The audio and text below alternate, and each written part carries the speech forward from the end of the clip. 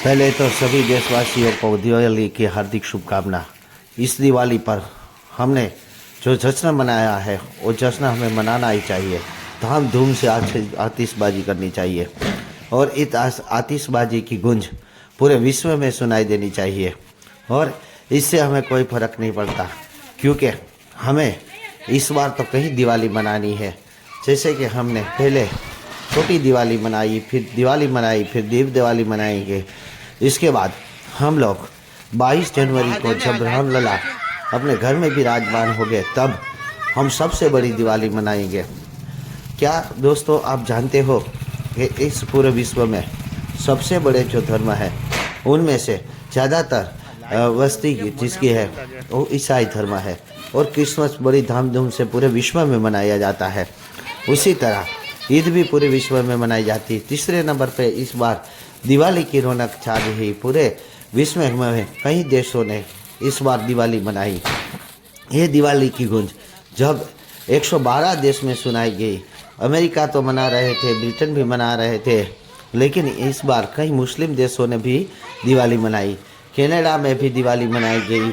और इस बार जो हमारे हृदय में जो बातें हैं वो बातें है कि इस बार हमारे रामलला जब आ रहे हैं तो राम नाम की दिवाली इस साल होनी चाहिए।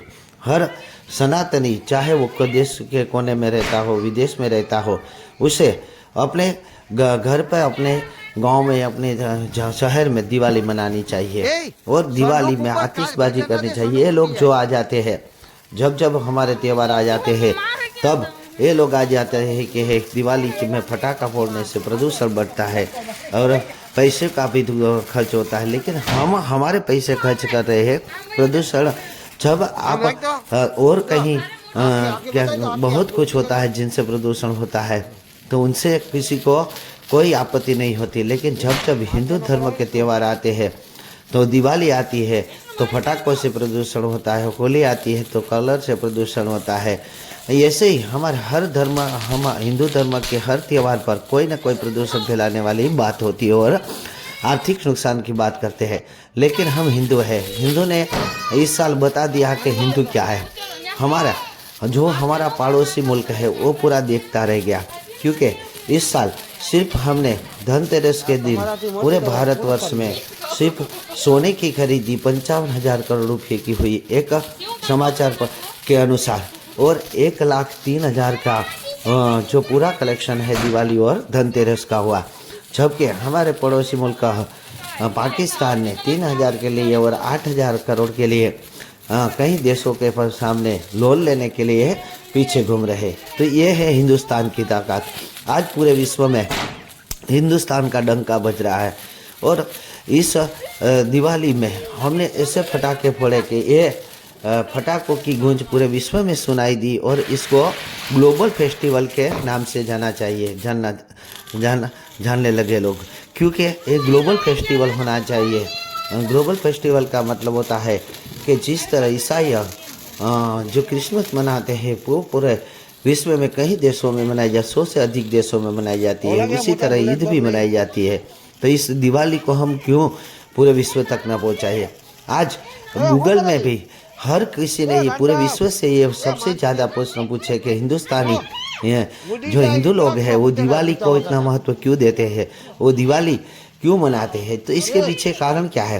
तो इसके पीछे कारण ये है कि हम हिंदुस्तानियों ने पूरे विश्व में ऐसे वीडियो बनाकर, ऐसे फटाके बनाकर अपने त्यौहार का जो आनंद था वो सबको बता दिया। और ये जो गूगल में जो पूछे गए प्रश्न के हिसाब से, ये अगले बार हमारे जो दिवाली आएगी तो अगले साल कम से कम 115 देश इस दिवाली को मनाएंगे। अब जो हमारे साथी मित्र देश है वो तो इस बार भी दिवाली मनाते हैं। 2009 से ही अमेरिका वाले भी दिवाली मनाते हैं, कनाडा वाले भी दिवाली मनाते हैं, ब्रिटेन वाले भी दिवाली मनाते हैं, इंडोनेशिया वाले भी दिवाली मनाते हैं, ऑस्ट्रेलिया वाले भी दिवाली मनाते हैं। कहीं जॉर्डन, नॉर्वे जैसे मुस्लिम देश भी दिवाली मनाते हैं। लेकिन कहीं जगह पर दिवाली पर हमारे देश में हम जो कर्म करते हैं, हम जो फटाका फोड़ते हैं और हम जो आतिशबाजी करते हैं, उसका विरोध होता है कि इससे प्रदूषण फैलता है। लेकिन उन लोगों से हम पूछना चाहते हैं कि क्या प्रदूषण ऐसे सिर्फ हिंदू धर्म के त्योहारों में फैलता है? क्या ईद पर जो बकरे काटे जाते हैं, जो मांस मटन को फैलाया जाता है, उसकी हड्डियाँ जहाँ तहाँ फेंक दी जाती है, उससे कोई प्रदूषण फैलता नहीं है? और कहीं त्यौहार ऐसे भी आते हैं जिससे कोई प्रदूषण नहीं फैलता। इसलिए जिसकी जिस पर श्रद्धा है वो करने दो। हर आदमी को लोकशाही में जीने का अधिकार है। इसलिए हम भी अपनी मर्जी से हमारा पैसा खर्च कर रहे हैं, हमारी मर्जी से हम जी रहे हैं और हमें ये जीने का पूरा अधिकार प्राप्त है। इसलिए ऐसे हमें कोई सीख देने की जरूरत नहीं, हम सीखे हुए हैं हमें क्या करना चाहिए क्या न करना चाहिए। और इसलिए आप सबसे निवेदन है कि आप भी ऐसे फटाके फोड़ो, ये आतिशबाजी आपकी रुकनी नहीं चाहिए। और जिस तरीके से दिवाली है वो ईद और क्रिसमस की तरह पूरा ग्लोबल फेस्टिवल बनना जाना चाहिए। यहाँ पर एक बात और बता देना चाहता हूँ कि क्या आप जानते हैं कि हिंदू राष्ट्र के नाम पे एक भी राष्ट्र नहीं है, जबकि मुस्लिम नाम के राष्ट्र पे 57 राष्ट्र है। ईसाई भी बहुत राष्ट्र ईसाई राष्ट्र है। यहूदी का भी पूरा देश है, लेकिन हिंदू का पूरा देश नहीं माना जाता है। हिंदू सबसे ज्यादा हिंदुस्तान में 116 करोड़ है, उसके बाद नेपाल में है, बाकी सब जगह पर बिखरे हुए हैं हिंदू है। तो जो जहाँ जिस देश में हिंदू है उन्हें अपना जो त्यौहार है, अपना जो फेस्टिवल है वो अच्छी तरह से मनाना चाहिए, क्योंकि उसके देश के लोग भी उसकी नोंद ले सके। इस बार जब एक गूगल पे प्रश्न सबसे ज़्यादा पूछा गया कि हिंदुस्तानी दिवाली कब क्यों मनाते हैं, तो उसके जवाब में ये मिला कि हिंदू सबसे बड़ी श्रद्धा सवाली गिनाती है और वो जो अपने इष्ट है, वो अपना आराध्य में है, सबसे बड़ा श्रद्धा रखते हैं। और इस बार तो हमारे राम आने वाले हैं। जब राम आने वाले हैं तो राम की खुशी में हमें दिवाली 22 तारीख तक मनानी है। तो यहाँ पे मैं आपको ये कहना चाहता हूँ कि कोई भी प्रलोभन में ना जाए, किसी की बात में ना सुने, क्योंकि यहाँ पे हर कोई ये कहता है कि ये होगा वो होगा, फेस्टिवल है तो आपको तो सादगी से मनाना चाहिए।